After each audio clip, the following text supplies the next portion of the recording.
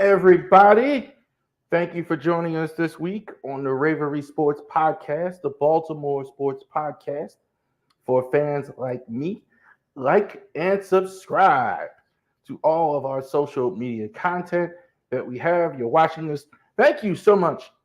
Those of you on Twitter that are growing the channel, outstanding stuff. Thank you very much. Very pleased about that. Thank you for that. All of you that are doing that, especially all you on Facebook that are looking at our products and services. Thank you very much for going to our TikTok page, our Instagram page.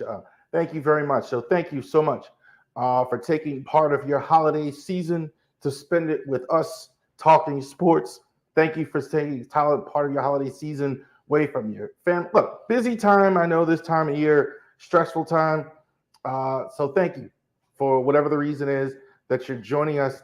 Thank you for watching our Twitch channel more than ever this week. Thank you for doing that. Thank you very, very much.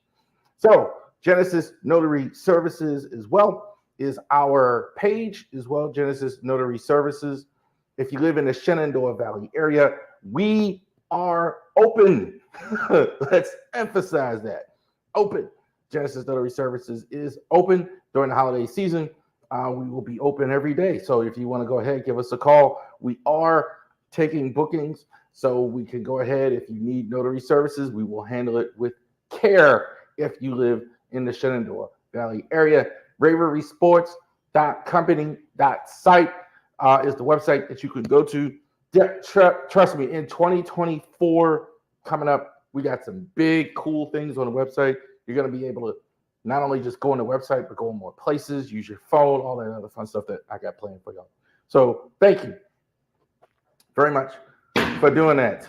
A lot to get to today. So let's get to it. Let's get down to the business of the NFL. Not only was that, I thought, the best game of the Ravens season as far as terms of just watching the game, I thought that was one of the better games in the NFL all season. That was a fantastic game on Sunday, both sides. Ravens get the W, 37, the dub, as Lamar Jackson would put it, 37-31. Ravens were successful.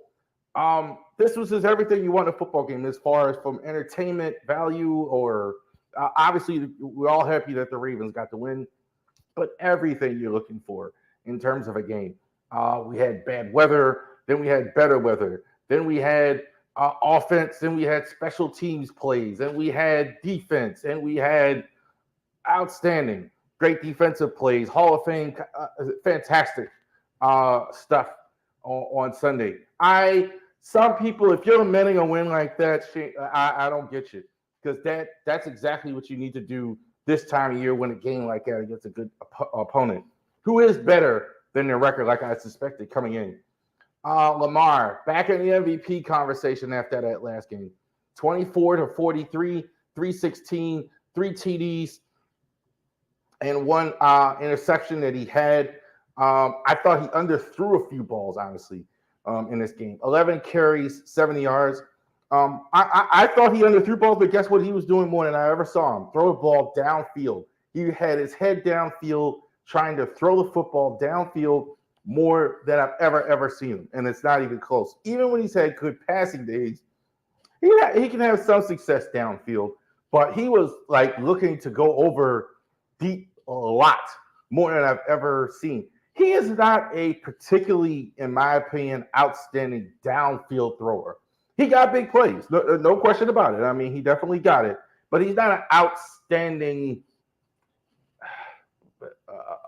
with the rainbow. He's not. That's just not his. That's just not what he does. He throws it much better on a line. I said that in the post game, but he could throw down the field. He could throw down the field. I thought the receivers were very good. I'd like to see him get a little bit more intermediate stuff in, though. I think that's more of a strength. But hey, 316 passing, 3 TDs, good stuff by our fearless leader, Lamar Jackson. The running back rotation stuff is bordering on malpractice at this point. 9 carries, 54 yards.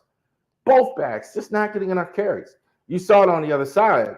What Kyle Williams was doing with the Rams. That's how you do it. A bell cow. What you do in that situation. You run the ball consistently with a guy, make sure he feed him, make sure he gets in the flow. These two guys really can't get in the flow. And then you say, well, they're ineffective later. They didn't do as much because you keep yanking them in, out, in, out. It's not good coaching, in my opinion. It's not good coaching. I don't know if it's Todd. I don't know how much of that is Todd Monken or John Harbaugh or I don't know. It's not good. I do not like the way they're doing the running backs, who, by the way, are very talented. Keaton Mitchell and Gus Edwards are playing well when they're in the lineup and when they're actually getting an opportunity.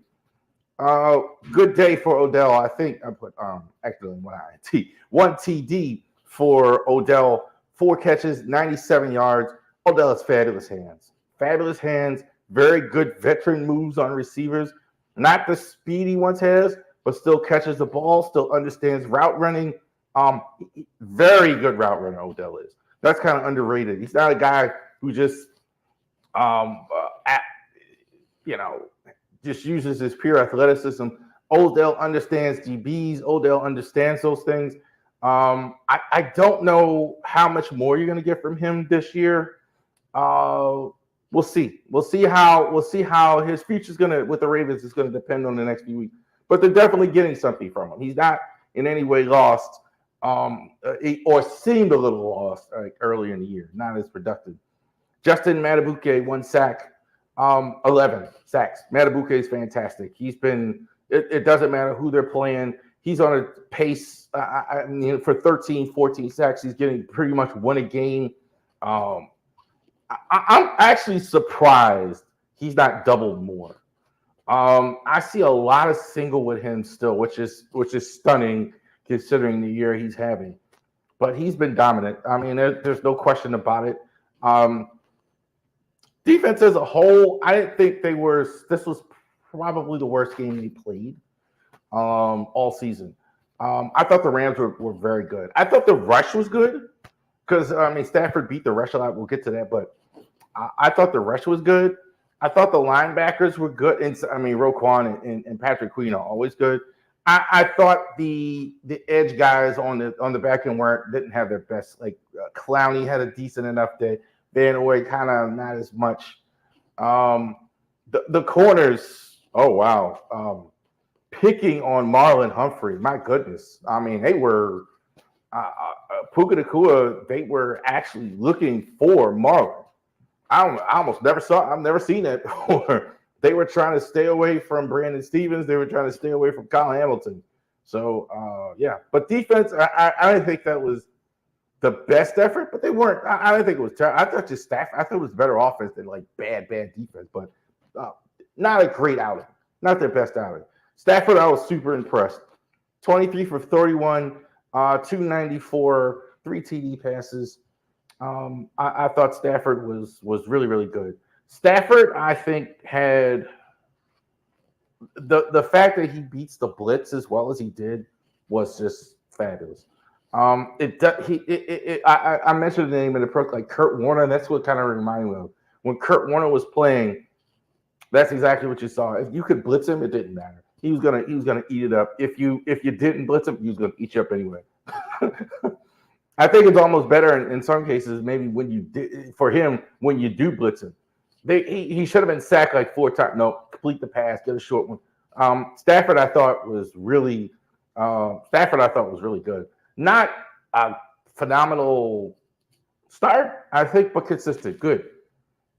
Man, I wish the Ravens would do what Sean McVay was doing with Kyron Williams. Bell cow. That's exactly how you do it. 25 carries, 114. They had 9 straight runs up the middle. They were running the football. The Sean McVay's offense, as quiet as it's kept, as much as people want to call him an offensive genius, and everybody wants to. The run game is what he really does. I mean, that's what you saw. He's really good too. Ran it straight up the gut.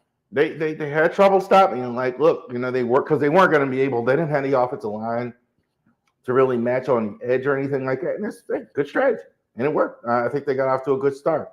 almost enough to win the game. I thought he was very good. The receivers I thought were very tough to beat. Cooper Kupp, I think this was his best day since coming back from the injury. 8 receptions, 115. Um, they snuffed out some of his bubble screens and things like that, but Kupp still had a really good day. Run after the catch with him is still there. He runs after the catch. Nakua looks like a top 10 receiver. So another reason why I think they were having some trouble, they're really good receivers. So that gives a good defense trouble. I thought the Ravens, they could have did worse considering. I kind of that's the way I kind of left it there. Stafford was good. They gave up 31 points. We'll see how it goes next week. But I'm not too concerned about it as well. Ernest Jones was all over the field. Look, Aaron Donald, as they should have with so many young players, they had 3 guys on Donald the whole game. He still almost got a sack. That was incredible. And as you should, right? because he's so phenomenal player. He's clearly not what he was, but it didn't matter. This guy is the recipient of the double and triple teams because he was all over the field. Ernest Jones in the face of Lamar Jackson a couple times, got a sack, got 10 tackles. Very good day for him. I thought he performed well in this game as well. And I would be remiss. What won the game? We talked about offense, we talked about defense, the special teams. Tylan Wallace getting the reception, getting a backup kick returner, going ahead and getting the touchdown in the game to win the game in overtime. Backup punt return, fantastic stuff by Tylan Wallace. I'm going to say this too about this game, but it was a phenomenal game. Very excited to watch it, honored to watch it. And it was also a great chess match between 2 guys. Offensive guy, McVay, offensive strategy, kind of threw the defense off, runs the ball, passing, very good. That was his strength. And you see the Ravens' strength. It was a little bit uglier. Justin on defense, special teams did their thing, and they did. I loved it. I thought this was 2 good coaches, 2 good teams, and a good victory for the Ravens. 10-3, all alone in the number 1 seed in the East. I'm sorry, in the entire AFC. And we got Sunday night football this week. Segue into that. So the Ravens are going to play the Jacksonville Jaguars. Jags, very interesting to see, to go into the Jags this week. See how they go. See how this goes as well. Lamar, he's definitely in the MVP conversation. 16 touchdowns, 6 interceptions. He's leading the team in rushing. I think he's at almost 600 yards rushing. He's going to get 3,000 yards passing in this game. He's going to go over the 3,000 yards passing. He's going to have, if he continues to stay healthy and play, he is going to have his best season as far as passing yardage. He may be going to clinch that in this game against the Jags. He should against the Jags. I think Lamar's evolving right before us. It's kind of weird to say a guy as accomplished he is still evolving right before us, but his ability now to look downfield and everything. And I think what's worked here, he's been able to stay healthy. He looks to me fresher, more healthy here at the end than I've ever seen him look here in this season. So good for him, Lamar, having a potential MVP season. Not a runaway MVP season, but a potential MVP season. Gus Edwards, I think it's malpractice. I think at this point, what they're doing with the running backs, it's just they can't get in the rhythm when you yank them in and out. Gus Edwards, 10 touchdowns. So there's definitely still going to use him around the goal line, short yardage and things like that. Sure, but he can't get in the flow, getting only 8 carries. Neither could Keaton Mitchell, and then they kind of forget about the run game. So they have to design more runs to get these guys in the flow. And it's unfortunate that they're not getting more from the run game as much as they could. A lot of the rush yards to me, they're getting production, but they're not running a lot. A lot of it is the reason why the run stats are so high is because Lamar and these not in design runs. So Lamar doesn't go downfield. He's got great speed. He just goes and takes off, and he's going to get 7, 8 yards, 10 yards, 11 yards as good as he is. So that's kind of what I'm seeing, but a little disappointed in the ring game. I am. Zay Flowers, I think he's probably your number one receiver. I think him and Odell. I think Odell is kind of chasing him a little bit more, but definitely last week, finally we saw more attempts with Zay downfield.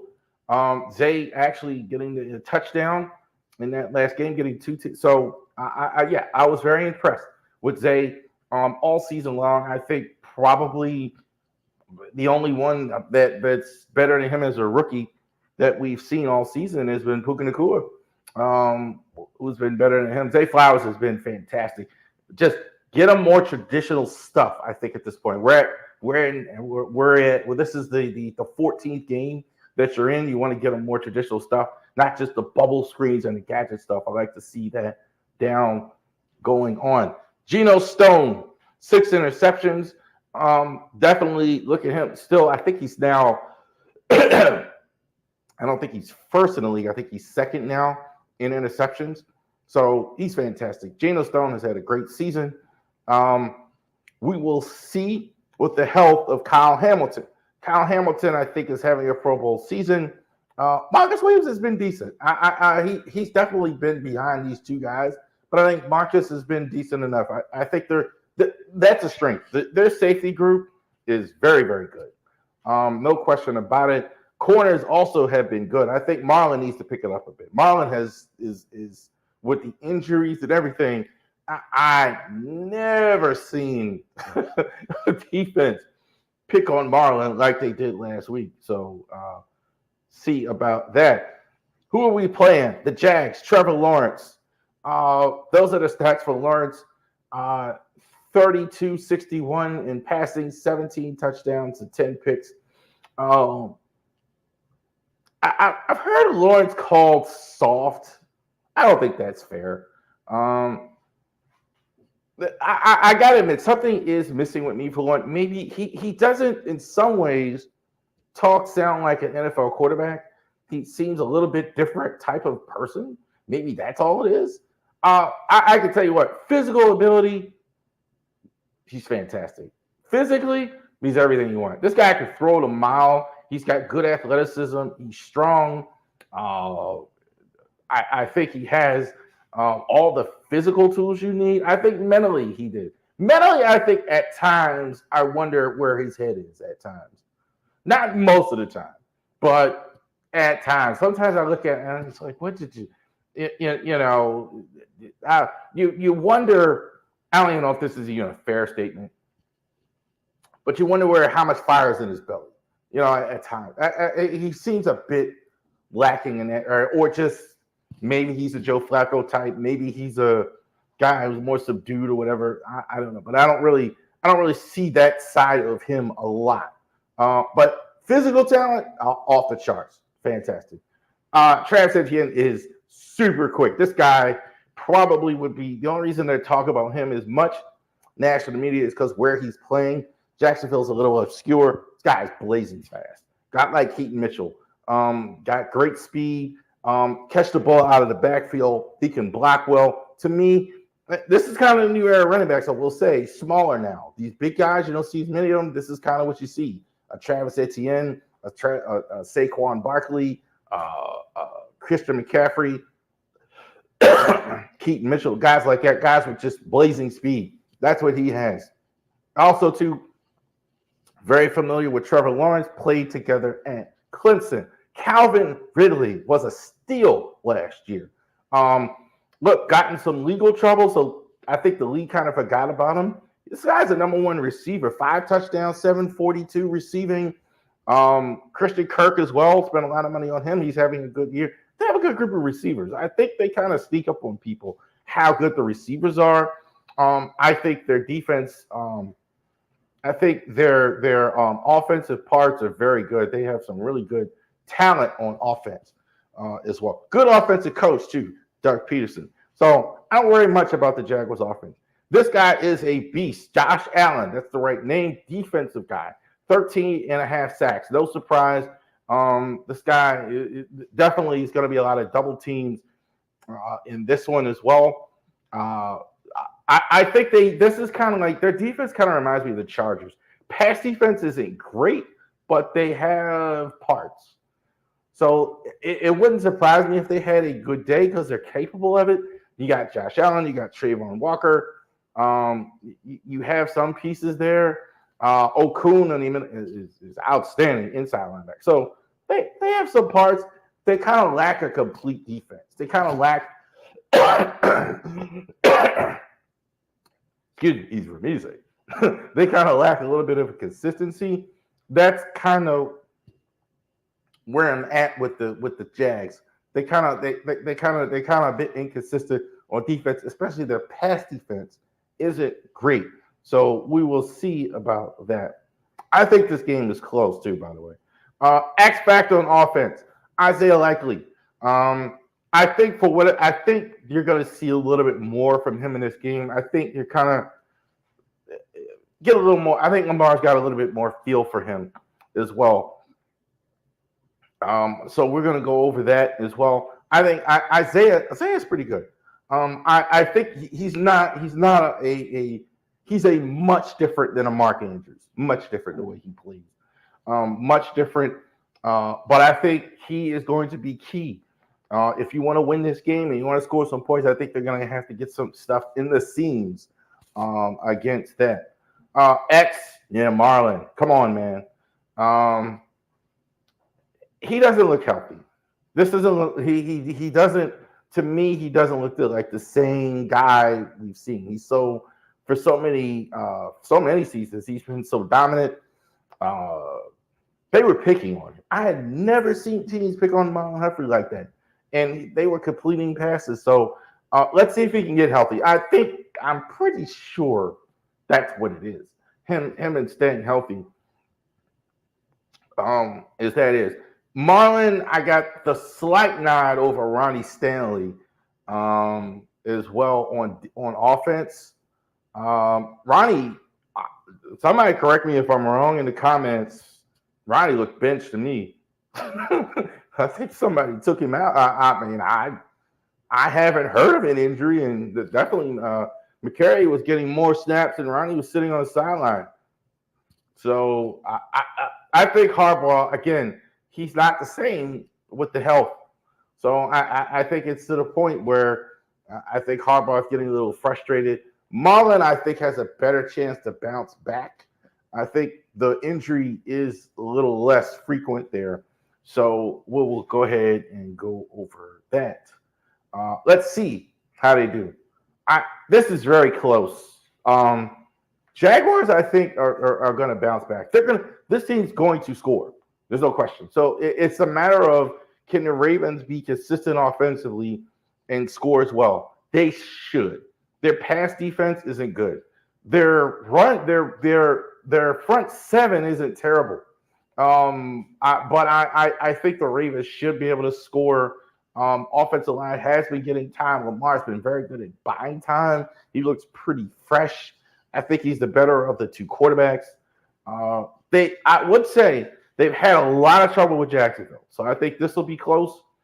Sunday night game, 28-27, Ravens over the Jags. There you go.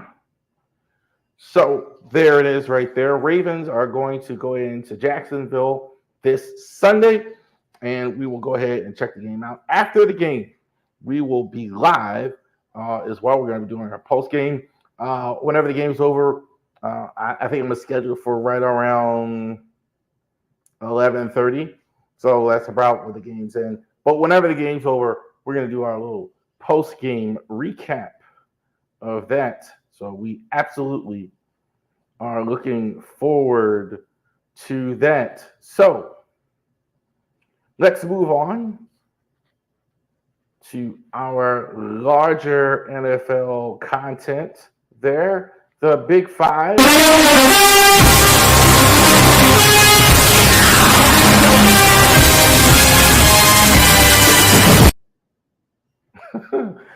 Big Five, larger NFL content, the five biggest games on the schedule that are not NFL games, and we will definitely, absolutely go over that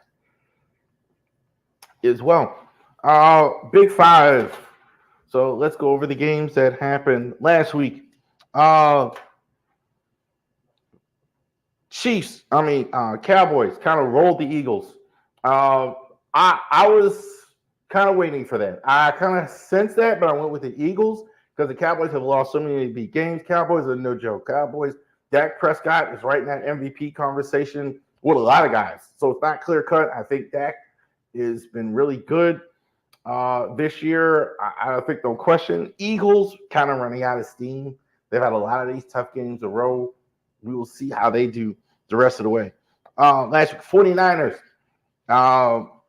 Two out of two times now against over the Seahawks. But look, stop saying Brock Purdy's not really good. Brock Purdy, we talked about Kurt Warner with Stafford. That's true. I think kind of the thing where people didn't want to embrace him only because he's the 7th round pick. There's nothing I've seen from Brock Purdy that doesn't make me think that he's right there. So I think those are the three guys for the MVP: Lamar, Brock Purdy, and Dak Prescott. I don't think there's any question about it with those guys. You could throw Tyreek Hill in there if you want. I got no problem with that. But those are the ones I think leading the pack for that. Jags and the Browns. Flacco is not surprising me. Everybody seems to be. Flacco is not surprising me. He's going into Cleveland, and all we're asking you to do is do what you did with the Ravens. They have a great defense. We don't need 400-yard games. We don't need all the things. We just need you to be steady the ship, so our defense can do a thing. Give us some offensive production. I like the Browns. I don't, and people can laugh at me all they want. I don't want to see Joe Flacco in the playoffs. I don't want to see him. He's surely going to have an axe to grind with Lamar and Harbaugh. I mean, on the other side. So I don't want to see him. I'll do a little bit more in depth on the Bills and Chiefs. Vikings and the Raiders. That was awful. 3 points in an NFL game. Awful. At least you got to win, Vikings. So yeah, that's just bad. Bills and the Chiefs.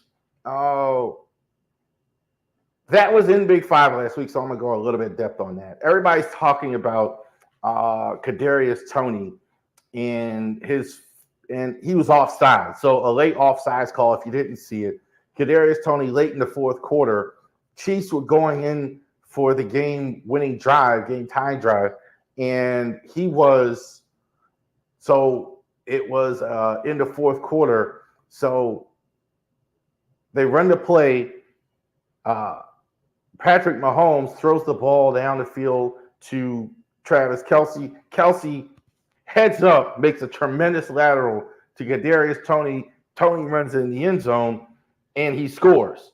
But the refs called it back with the foot on the line. He was offsides. It was called back. Chiefs wind up not getting a touchdown. They didn't win. Bills actually go ahead and win the game in Kansas City. Couple things here I'm going to go over. One, absolutely, that's a foul. I don't care. The Chiefs have no miss me with you have a beef, you don't. Okay? You have no beef. He was offsides. There was no question about it. I don't care if they didn't warn him or if he did it early in the game. I don't care. There's definitely offsides. Okay? So a rule is a rule is a rule, whether that's fair or not. That happens in sports. You get yourself in a position like that actually happens. So miss me with that. The other thing, I think people are getting fooled by Mahomes and Andy Reid. Maybe this is too conspiratorial. I think what they're doing is, I'll give you an example. Charles Barkley years ago, when he was in Houston, Matt Maloney, the point guard at the time, a little D-League type guy, CBA guy, struggling, and he was getting killed. Barkley goes out and talks about how he's going to guarantee a win and da-da-da, and that took the focus off Matt Maloney. He didn't want to see Matt Maloney get articles and everything like that. That's what I think he was doing. Okay, I think that's what Holmes and Reed were doing. What they were doing was they were taking the focus off Kadarius Toney being off sides. They kind of took the heat for it, and it kind of shifted the focus. Also, too, I think in football, this isn't talked about as much as basketball. They were working the refs. I think that was absolutely what they were doing. So I think the Chiefs have real problems as far as the team. I think they're kind of unfocused there. Let's go. We got a big five this week. Vikings, Nick Mullins versus Jake Browning. So this team is look, a lot of backup quarterbacks, playoff position. I think the Bengals win this game. I think the Bengals have a better team. I think this is one of the better teams in the entire NFL. If they had Joe Burrow on the team, Browning's played well. He's not a Joe Burrow. I don't think they do anything in the playoffs, but I think they can win this game. Vikings looked awful last week despite the win. I mean, they only scored 3 points, but they are still in playoff position. A lot of these games are on Saturday. Lions, I think they roll Denver in this one. I think Denver is really a paper tiger. They kind of do. I'll give Denver credit. They kind of beat these bad teams. They look really good against the Chargers. I think Russell Wilson against bad teams. I think they will. I don't think they have enough physicality against the Lions. I think the Lions actually handle business in this one. The Squealers and the Colts, I'm going to give this one a few minutes as well. Colts, I think, are lucky to be here. I think Minshew, they kind of go as he goes. Minshew, when he plays well, they look pretty good. And he doesn't, they don't do well. Steelers, this is another thing. They got issues too. I'd say this. The Steelers fans are fed up with Tomlin. I think national media, they've been kind of like, well, this is a great coach. Steelers fans, they've had enough. I don't blame them. He's been very average. He had one season where he was 12-4, and otherwise, it's been a lot of 8-8, 7-9, and I think he was like 12-4. I think in 2020. So I think they win this game, regardless. I think there'll be more sense of urgency. They absolutely have to have a fire under them, and I think the Colts are kind of inconsistent. I don't think they do as much here with the Steelers. Cowboys and Bills. I like the Bills in this one. I think the Bills are playing much better. I think they came so close to beating Philly, so close to actually did beat Kansas City. And I think Cowboys are kind of on a bit of a high right now. I think they're going to be flat a little bit, and it's going to be cold in Orchard Park. Warm weather team playing in Buffalo. Yeah, that's going to be rough for them, playing such a cold weather team. Bills' offense is really, really good the last few weeks. Josh Allen has been fantastic as well. So I think he's going to continue to have a good day. One more, Seahawks and Eagles. Eagles and Seahawks both moving in the wrong direction. Seahawks have had both of these teams have had an enormously tough slate here. I'm going to try one more time to say the Seahawks get it right here. I'm really a big Seahawks person at home. I think they're Drew Lock, Geno may not play. I still think they can right it here. I think the Eagles are a bit spent. They had so many games. I think the Seahawks are more chomping at the bit to go ahead and get the victory here. I like the Seahawks over the Eagles. So there you go. Big five biggest games on the schedule that were not Raven games. All right. Got my Turk shirt on today, which you can get at ravorisports.company.site. And we're going to talk a little bit about the late Frank Wycheck, former Maryland Terp. It was weird. I was talking about Isaiah Likely in the stream, and I was like, he reminds me of Frank Wycheck, kind of the way he plays, kind of like an H-back. So Frank Wycheck was a guy, what an H-back is, and let me even explain it, which is not quite a tight end, not quite a fullback, right? So in a way, you're kind of a fullback, but you're more catching the ball. You're not doing heavy blocking. You kind of split out. You're kind of the fullback going. That's kind of what Frank Wycheck was. That's kind of what I see with Isaiah Likely. And it's unfortunate. A guy dying at 52. There aren't too many guys that play like Frank Wycheck did. I think that's why he was so memorable. Played at the University of Maryland in those years where they really had good teams. Had a long career with the Houston Oilers, Tennessee Titans. It's tragic when a guy dies at 52 who was a competitive athlete. It seems weird that would happen. So definitely our thoughts and prayers with his family and everything. I think he might have been the Music City Miracle.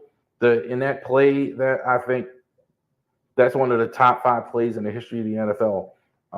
With the game with the Bills and over with Tennessee over the Bills and the Music City Miracle and him running it in there, the end zone with the lateral.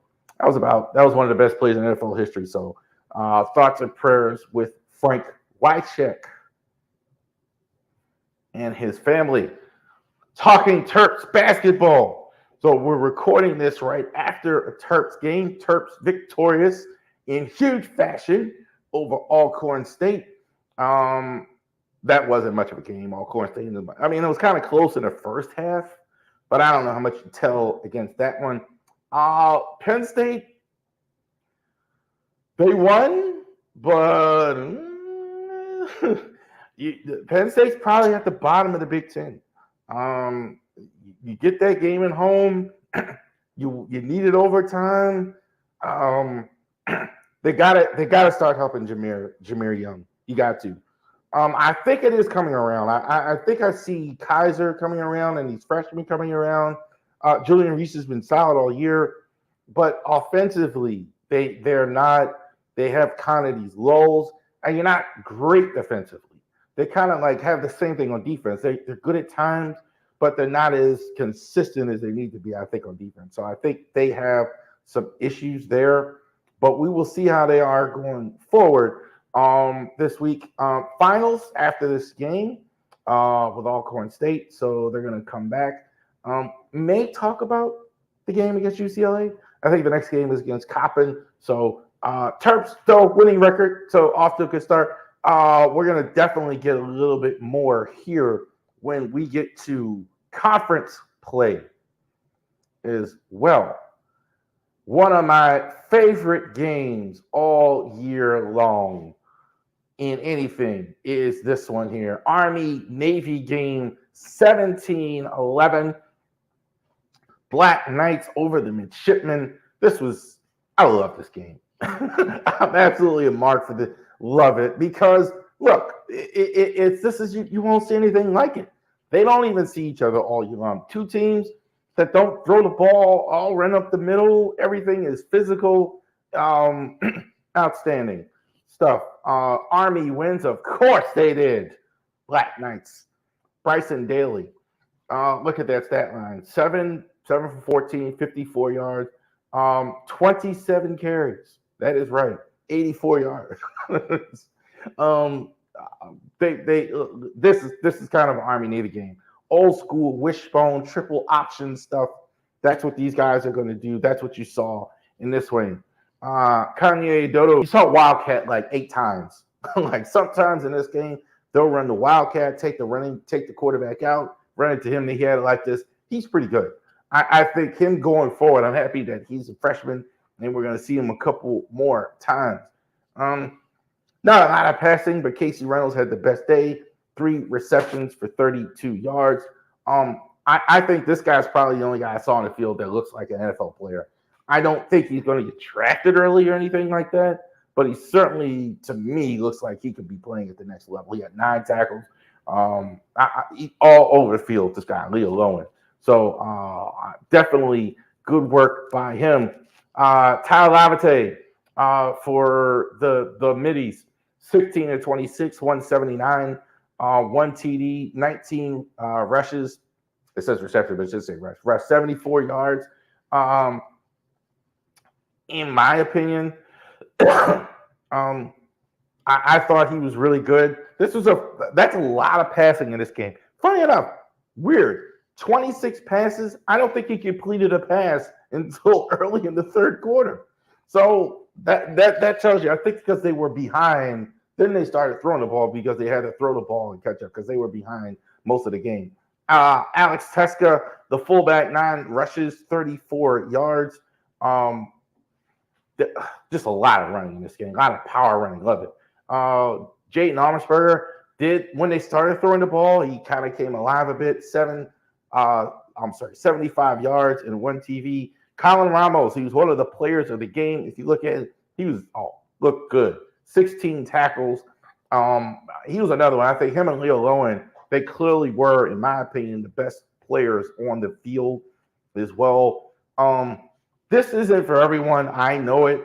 But, man, if you like a game, man, the era I grew up in the 80s, where teams run wishbone, where they run all the time. You go through a game, you might have 10 passes, hit each other in the mouth, physical stuff. Absolutely check out an Army-Navy game. Black Knights, of course, win the game. Go Army 17-11.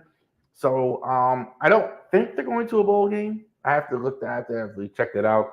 But Navy, I think, is not for sure because they were 5-7 with the loss. Army, I think, a couple years in a row over the midshipmen. So fantastic stuff. I love the Army Navy game. I really, really think definitely check it out. It is the next 2 years. Another thing with this is going to be in D.C., FedEx Field, going to be in Baltimore. So it's a good chance for you, especially like me, old service members, to actually go out and check out this game. Thank you also to all of you service members on both teams for your military service. Thank you very much for fighting for us. All right, let's shift to baseball. We're going to talk Orioles. We're going to get to it. Shohei. Little bit of money, huh? I don't care if it's deferred or not. Good grief. $700 million for the Dodgers. This was kind of expected that it was going to beat the Dodgers. I think the only reason he's there is because they win. I think there's been talk of the Dodgers kind of not tanking, but getting it for Shohei, making sure they have enough resources for Shohei Ohtani. That was kind of the thinking that's what they were doing, and I think that's exactly what happened.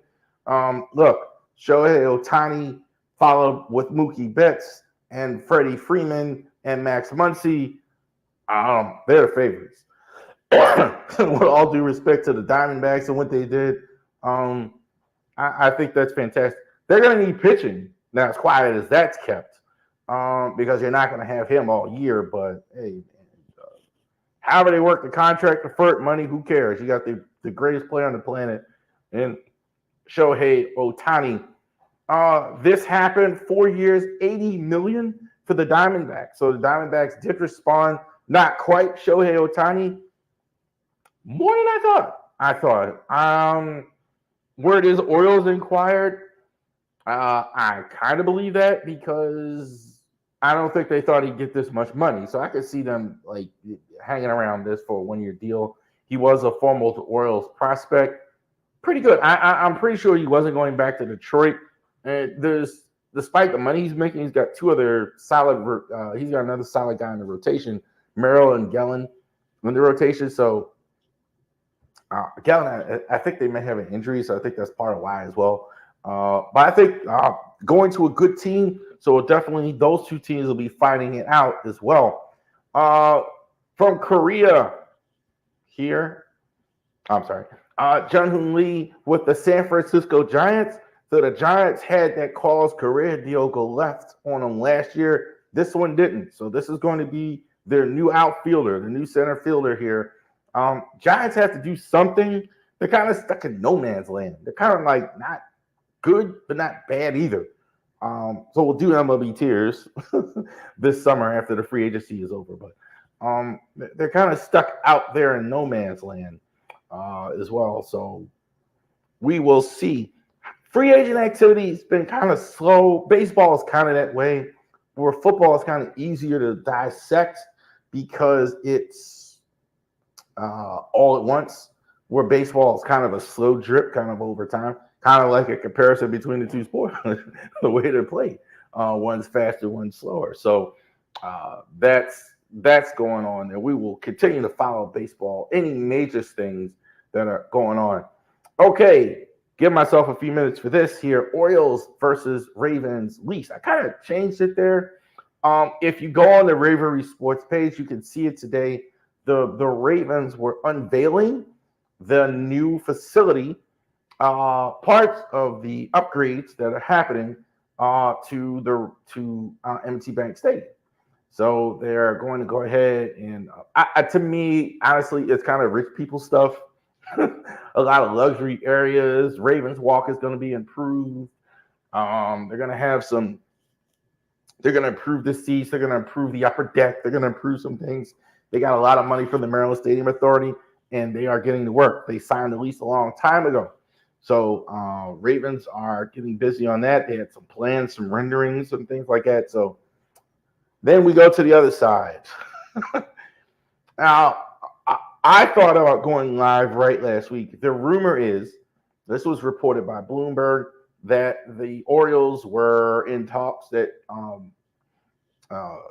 the Orioles, Peter Angelos was John Angelos, rather, the son of Peter Angelos, who is the owner, was in talks with Rubenstein to go ahead and buy the Orioles from him.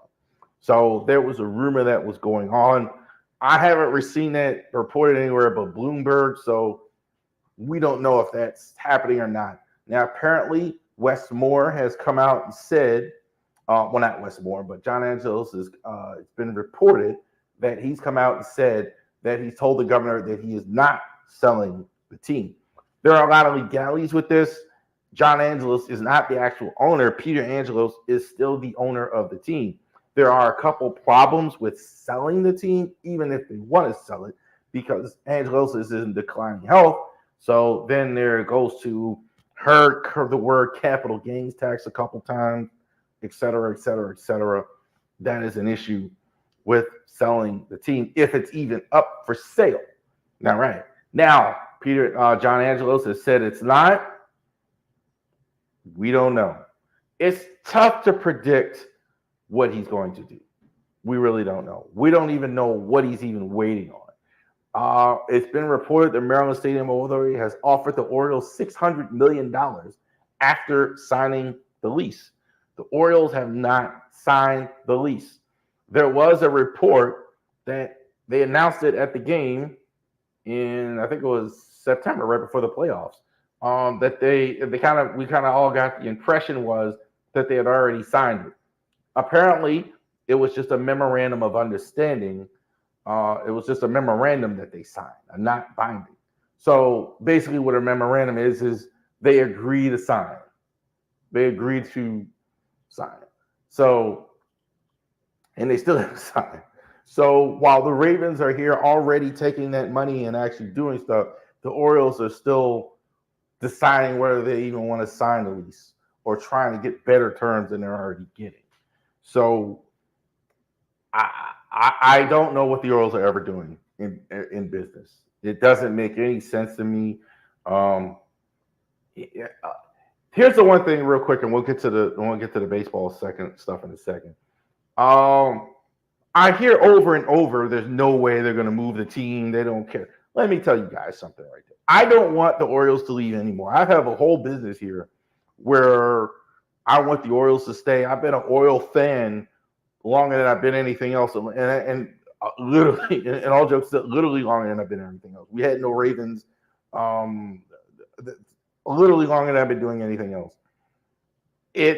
Don't believe that it would never happen. I don't trust Rob Manfred as far as I could throw him. I don't think it'll happen, but all this, well, it's not going to happen. But well, dude, sign it then. What's you holding about? So he's doing it. He's not doing it for some reason. So we will see what's going on. But keep an eye on it. Let's hope that Angelo signs the deal and then we can go ahead and move on with that. From this baseball, from this business stuff, from this guy who obviously has some, he's trying to do something. I wish I could say more. I mean, I have no idea what the Angelos family is ever doing. Starting lineup. So last week we went over the depth chart. Let's see how it looks when they roll it out on the field on opening day against the Angels when they won't have Shohei Ohtani. So that'll be a little bit easier for you the first day. This is what I think the batting order will look like. Batting orders obviously change over 162 games, but I think this is what it looks like on day one. The batting order. Gunnar now, I think, is the leadoff guy. I think he's going to stay there, and I think he's going to stay at third base. I don't think Mullins gets back in the leadoff spot. I think he's kind of staying where he is. I think they're going to leave Gunnar in this first spot. If it's me, I'm more old school. I'm kind of hitting him third or fourth, but that's just how it is now. They're gonna put him right at the top. I think he's gonna stay at the top. Adley's been second. He's gonna stay second. Adley's the linchpin. I got a little less problem with that. He's not a mega power hitter. Again, I'd hit him third, but I don't have too big of a problem with him in the second spot. He hit pretty much second all last year. Santander, if he stays, this is going to be your third spot. Probably your best power hitter for sure. Either him or Mountcastle. He hits better. He's going to hit for more average than Mountcastle. So third is the right spot for him.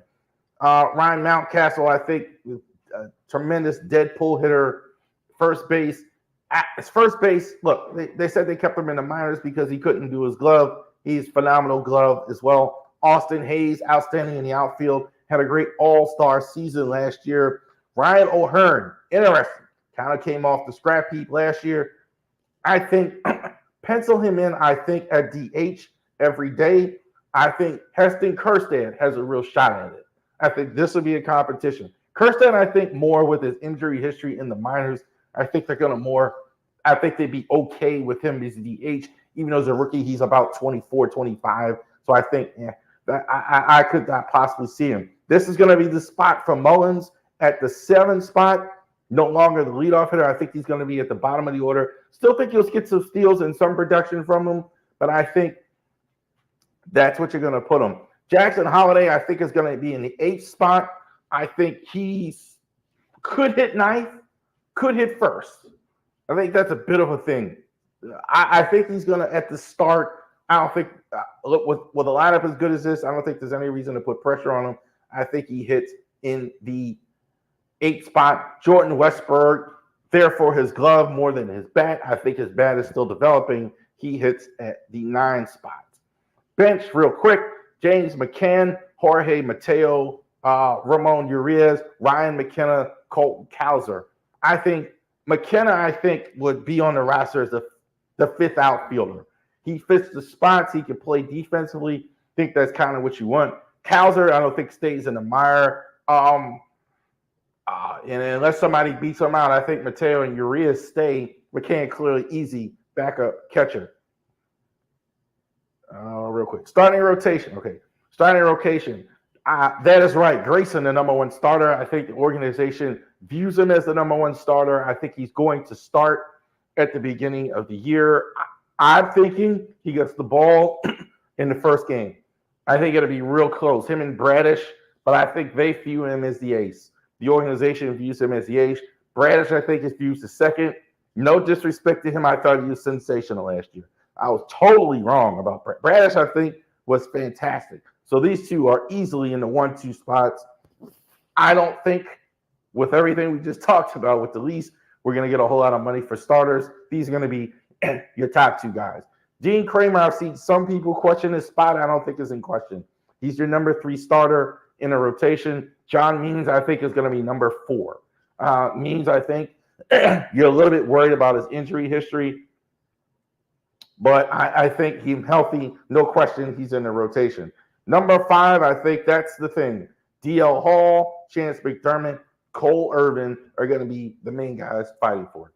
Don't know which way that's going to go. I think all 3 of those guys are going to be fighting for it. Hall and Irvin, I think, are in the majors regardless in the starter and the bullpen. Craig Kimbrell, no question. $13 million, yeah, he's going to be in the ninth inning, no doubt about it. Cano, I think he was much better in you look at the numbers, he was much better as a setup guy. I think Kalano Perez, great finish to the season. Danny Kalembe was there as well last year. Tyler Wells, I don't think there's any question he's in the bullpen. He's not going to start. They definitely moved into the bullpen. He's more effective there. I don't think he's the starter. I think they got it right. He's definitely a guy I think who can be effective in the bullpen. Cole Irvin, DL Hall, two lefties. I'm assuming both of them are going to be on the roster, or they're going to be on a spot. I don't know. They may be fighting for a spot in some way, depending on how it goes. I think Mike Baumann and Webb, one of them is there as well. Baumann kind of fell out of favor for a weird reason. I thought they were kind of hard on him. I thought he was pretty good. Jacob Webb was better than what you think. The stats isn't a 1-2, but he was very good in high-level situations. So I definitely think he has a spot. This is as of right now, depending on what happens. We don't know if that's going to happen. All right. So, Orioles, I think Gunnar, Adley, they're going to be your linchpins on offense. The bullpen, you're going to have Cano and Kimbrell. You're not going to have Batista at all next year, maybe at the end of the year in headlining. I think Grayson is going to be your top starter. I think they view him that way. I think Grayson is going to be your number one starter. I think they view that. That's how they view it. I think that's probably the way it's going to go. It is possible that maybe you have to start it's Bradish, but those two I think of it. And it should be. Grayson was fantastic at the end of last year. No question about it. So I think both of those guys are deserving of those top spots. Okay. So thank you very much for watching this today. Happy holidays as well. Let me be the last to say happy Hanukkah for those of you out there celebrating. So definitely thank you for watching the Ravery Sports Podcast, the Baltimore Sports Podcast. We will see you after the Ravens game. Have a great day.